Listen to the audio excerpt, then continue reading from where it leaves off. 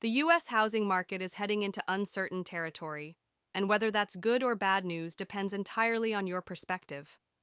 According to the Our National Association of Home Builders, confidence among home builders has dropped to its lowest level in 3 years, and that trend is continuing downward.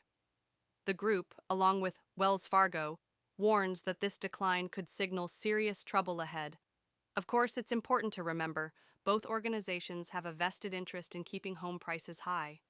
When builders lose confidence, they build fewer homes, primarily because they don't believe buyers will be able or willing to purchase them.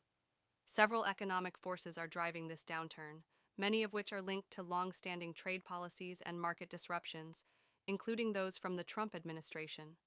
These include global trade tensions, fears of an impending recession, and widespread layoffs, some of which have affected both private companies and federal agencies. Spring, traditionally the busiest season for home sales, has nearly ground to a halt this year. Existing home sales are at near record lows. With families typically looking to move ahead of a new school year, this sudden drop has spooked many in the building industry. So why aren't people buying? There are multiple reasons. Job insecurity, rising costs of living, and the specter of a looming recession have made many Americans hesitant. Interest rates remain high, with the Federal Reserve holding firm in its efforts to contain inflation. This has made mortgages less affordable, pushing the average 30-year fixed rate to around 7%. That high borrowing cost is locking potential buyers out of the market.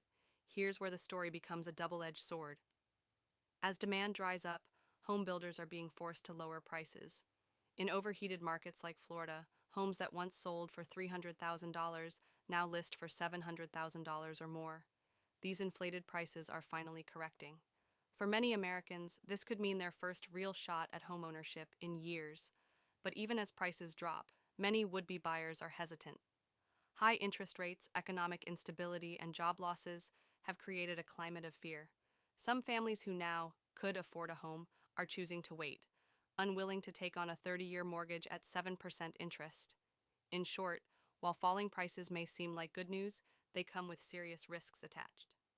Until economic conditions stabilize, many experts fear the housing market may continue to stall.